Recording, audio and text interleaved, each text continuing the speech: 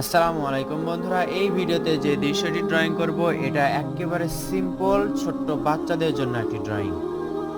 সুন্দর একটি art paper নেওয়ার পর আমরা এখানে 4B পেন্সিল নিলাম। ম্যাটাডোর ভেনাস 4B পেন্সিল নিয়ে এখান থেকে দেখুন এইভাবে আমরা পাহাড় আঁকব। একটা পাহাড়, দুইটা পাহাড়, এভাবে তিনটা পাহাড় সহজে আঁকবো। তিনটা পাহাড় আঁকার পর নিচে দেখুন এখান থেকে সোজা একটা দাগ আঁকবো একেবারে ওই মাথা পর্যন্ত। চেষ্টা করব যাতে দাগটা সোজা হয়। পাহাড়ের নিচে একটা গাছ আঁকলে ভালো হয়। গাছ কিভাবে আঁকবো? এভাবে সোজা একটা দাগ, এইভাবে আরেকটা দাগ। এখন এইভাবে ঘুরে ঘুরে সুন্দর করে একটা গাছ আঁকলাম। প্রথমেই বলেছি এই দৃশ্যটা ছোট্ট বাচ্চাদের জন্য। এরপর এখানে অর্ধবৃত্ত এঁকে গোল করে একটা সূর্য আঁকলাম।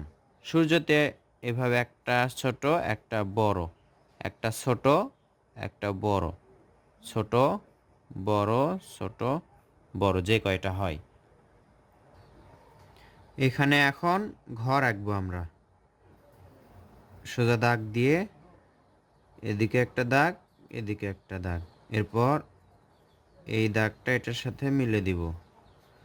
এটা ডাবল করে দিলে নিচের দিকে তিনটা সোজা দাগ দিলেই ঘরের শেপ হয়ে যায়। ঘর আঁকার পর ঘরের দরজা জানালা সহজেই আঁকবো। জানালা আঁকলাম, এই পাশে দরজা আঁকলাম।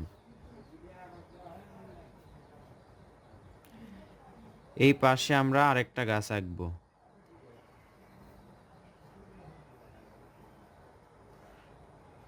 গাছের শিকড় এভাবে আঁকবো, ঘুরে ঘুরে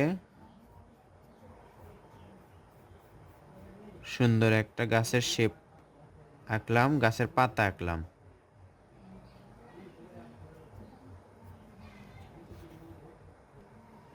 এখান থেকে দেখুন একেবারে মাঝে নিলাম, যেখান থেকে ইচ্ছা এইভাবে ঘুরে ঘুরে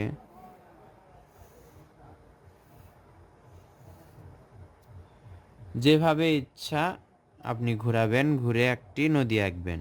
এক পাশে টাকার পর এই পাশেরটা একই রকম করে যেই ভাঁজ দিয়েছেন সেটার সাথে মিল রেখে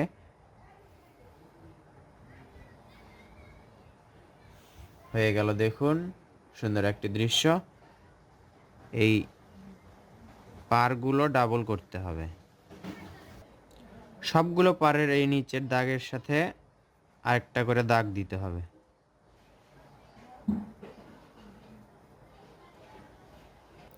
এভাবে আপনি আপনার ছোট্ট বাচ্চাদেরকে প্রথমে রং ছাড়াই শেখাবেন, শুধু ড্রয়িং করা এবং দৃশ্য আঁকা। দৃশ্য আঁকলে বেশি বেশি দৃশ্য আঁকলে বাচ্চারা সহজেই ড্রয়িং করা শিখতে পারে।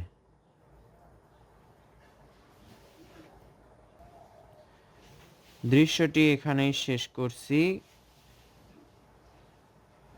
দেখতে কেমন লাগলো অবশ্যই কমেন্ট করে জানাবেন। আর এখান থেকেই, এই ভিডিও থেকেই আপনি আপনার বাচ্চাকে শেখাবেন। আশা করছি এই ভিডিওটার মাধ্যমে সহজে আপনার বাচ্চা ড্রয়িং শিখতে পারবে। ধন্যবাদ সবাইকে ভিডিওটি শেষ পর্যন্ত দেখার জন্য। আসসালামু আলাইকুম।